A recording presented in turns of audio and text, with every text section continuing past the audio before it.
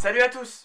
Je fais cette vidéo aujourd'hui pour vous parler d'une information qui est tombée depuis quelques jours seulement. Il y aura un nouveau César de décerné cette année, le César des lycéens. En gros, le film élu sera le fruit du choix de 2000 lycéens, de lycées généraux, technologiques et professionnels. Ces 2000 lycéens seront choisis par l'éducation nationale, mais toutes les classes peuvent postuler. Suffit que le prof principal de n'importe quelle classe constitue un dossier pour faire participer sa classe. Les films seront diffusés entre janvier et février comme aux membres du jury classique, donc les lycéens auront la même date butoir pour voter. Le lauréat sera dévoilé le 25 février, donc 3 jours après la cérémonie, et la remise des prix se fera à la Sorbonne le 13 mars. Un autre point important, les lycéens voteront pour la même sélection que celle des meilleurs films, donc aucun moyen de récompenser à la 2. C'est une initiative qui est faite un petit peu pour faire comme le prix Goncourt, qui a aussi un Goncourt des lycéens, et notamment sur les réseaux sociaux, ça a créé plein de débats. Je vais donc vous expliquer pourquoi c'est décrié, mais également pourquoi c'est une bonne chose. Donner un prix aussi prestigieux qu'un César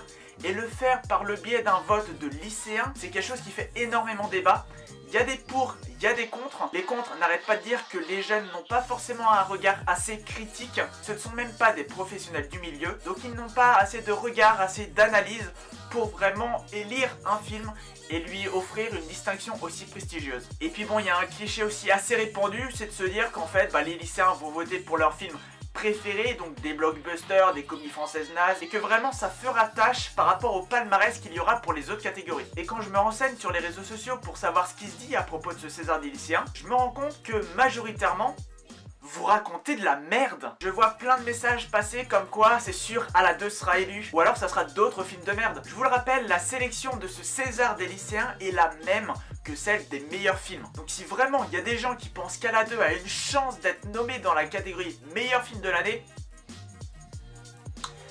je peux plus rien pour vous. Bien sûr, voir les avis sur Twitter, c'est pas forcément représentatif, parce qu'il y a énormément de gens qui réagissent sous le coup de l'émotion, sous le coup de la colère, sous le coup du désarroi, et il y a finalement très peu de personnes qui vont se renseigner en amont avant de tweeter. Et vraiment, quand je vois tous ces arguments contre le César des lycéens, la grande majorité de ces arguments peuvent être balayés d'une traite rien qu'en lisant un article sur le sujet. Du coup, de mon point de vue, je pense que c'est vraiment une bonne initiative.